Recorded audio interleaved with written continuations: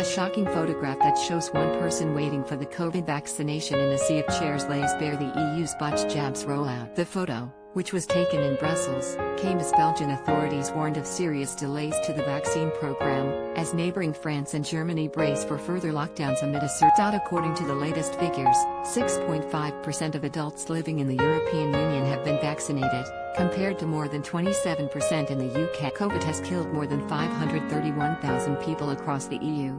It comes as Angela Merkel and Emmanuel Macron are facing mutinies in their own countries over lockdown measures. Leaders of Paris have threatened a 3-week lockdown while the German chancellor is facing criticism about her caution over lifting restrictions. Rebellious German states are pressing ahead with reopenings, despite Merkel saying there can only be further easing if the number of COVID cases per 100,000 people is below 35. But according to the Robert Koch Institute, the country's public health authority, there are currently around 61.7 cases per 100,000 people.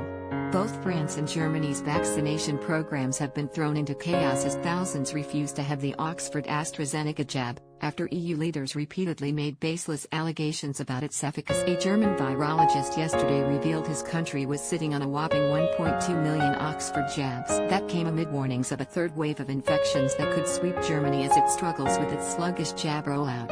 Just as the UK counts down the days to freedom thanks to its vaccinations, just 4% of the German population has been immunised, compared to the UK's 24%, according to the BBC. Merkel has said she will not take the Oxford-AstraZeneca vaccine because she is too old, despite begging residents to take the jab. The German chancellor, 66, was asked if she would take the jab to set an example to a country where many are refusing to take the Oxford jab. But Merkel told Fast that she was not eligible because German regulators have restricted the jab to under 65s, a move which has yet to be reversed even after data from Scotland showed it is highly effective in the. Meanwhile, just 2 million French people have received a first injection of the COVID-19 vaccine so far. In the UK, which has a similar population to France, more than 18 million people have. French Prime Minister Jean Castex has warned of increased measures to fight the spread of the coronavirus in 20 regions. This includes Paris, where hospitals are under pressure because of a very high infection rates, with contagious variants make up in some cases more than 50% of new